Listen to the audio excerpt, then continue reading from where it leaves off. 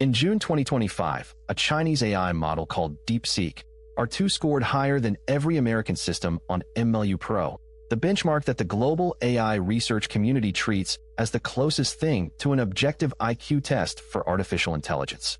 Not by a fraction, by a margin wide enough that researchers at Stanford Center for Human-Compatible AI described it, internally, as a category shift. The American companies that had dominated this leaderboard for 4 consecutive years, OpenAI, Google, Anthropic, were not in second place.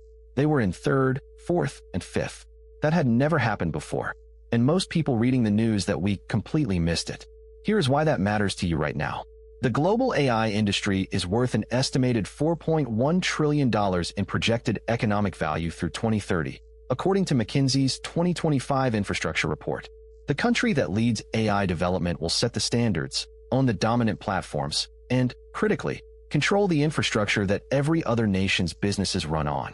That is not an abstraction.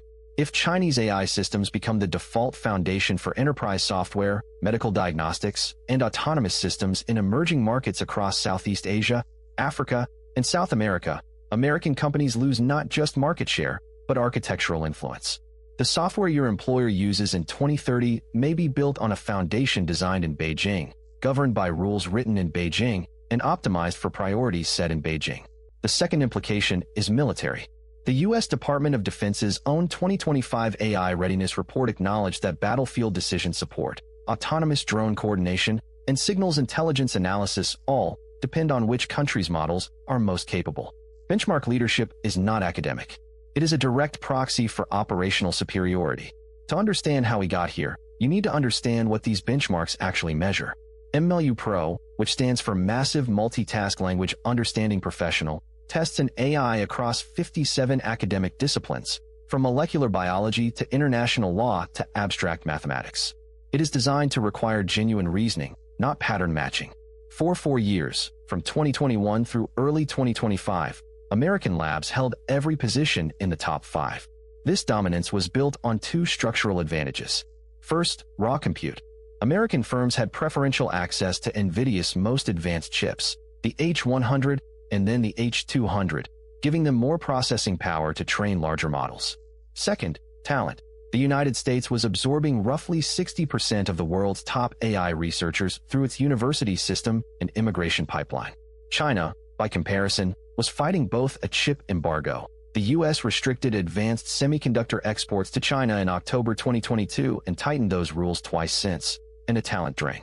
The assumption in most Western boardrooms was that those 2 structural advantages were durable. That assumption turned out to be wrong. What DeepSeek's team did to close that gap is the first thing most people get wrong when they hear this story. They did not find a way around the chip embargo by smuggling hardware or using illegal intermediaries, as some early reports speculated. They engineered around the problem entirely. DeepSeek's researchers published a technical paper in January 2025 detailing a training method they called multi-head latent attention combined with a sparse mixture of experts architecture. In plain language, instead of activating the entire neural network for every single task, which is what most American models do, and what requires enormous compute, DeepSeek's model activates only the specific subset of its internal structure that each task actually needs. Think of it like a hospital that, instead of staffing every department every hour, routes each patient directly to exactly the right specialist. The result was a model that achieved superior benchmark performance while using approximately 11% of the compute cost of GPT-4 during training. 11%.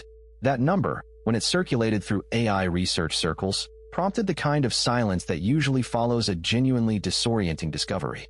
If capability no longer requires massive compute, the chip embargo just became significantly less powerful as a strategic tool. The second revelation is harder to sit with, and it overturns something the American AI industry has told itself for years. The assumption was that China's AI development was fundamentally derivative, that Chinese labs were good at applying and optimizing ideas that originated in the West. DeepSeek's architecture does not support that narrative. The mixture of experts approach existed before DeepSeek, but the specific combination of techniques they deployed, the latent attention mechanism, the efficient inference pipeline, and a training data curation strategy that prioritized mathematical and scientific reasoning over sheer volume, represented genuine, original research.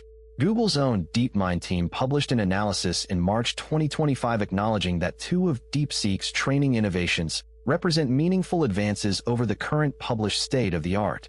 Meanwhile, DeepSeek released its model weights publicly, openly, for free.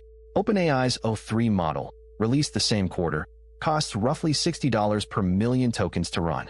DeepSeek, R2 costs under $1 per million tokens, a factor of 60 cost difference, with better benchmark scores. That is not incremental. That is a structural inversion of the competitive landscape. Every enterprise that was about to sign a multi-million-dollar OpenAI contract had a reason to pause. So how does a model like DeepSeek, R2 actually produce answers that beat the competition? The architecture works in two distinct phases. During what researchers call the thinking phase, the model generates an internal chain of reasoning. It works through subproblems, checks its own logic, and revises intermediate conclusions before producing any visible output. This is different from earlier language models, which generated their responses token by token in a single forward pass, essentially committing to each word before reconsidering the whole. DeepSeek's model behaves more like a person who drafts an answer, reads it back, finds the weak point, and rewrites it. Except it does this internally, in milliseconds, before you see anything. The counterintuitive part is that this deliberation does not require more compute at runtime. Because of the sparse architecture, the model is only activating 15 to 20% of its total parameters for most queries. The analogy is a Formula One car that uses less fuel than a road car, while going 3 times as fast, not because it defies physics, but because every unnecessary component was stripped out and every remaining component was optimized with obsessive precision. The efficiency is the innovation. The complications are real, and you deserve to hear them clearly. First, benchmarks can be gamed.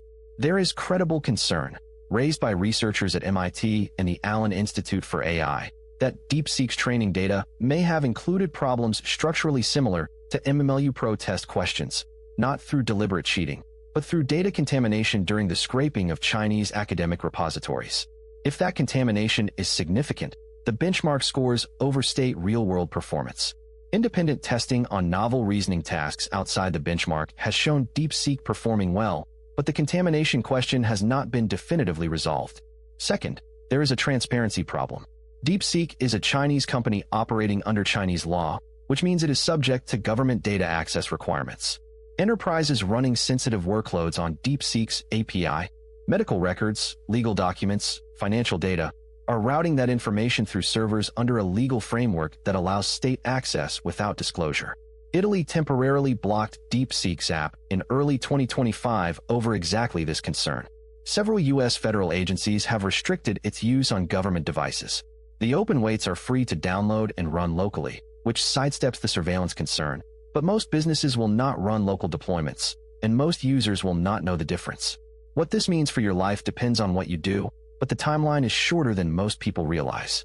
If you work in software engineering, data analysis, legal research, financial modeling, or medical imaging, the tools your company uses are being re-evaluated right now, not in 5 years, now, against AI systems that cost a fraction of what your current vendor charges.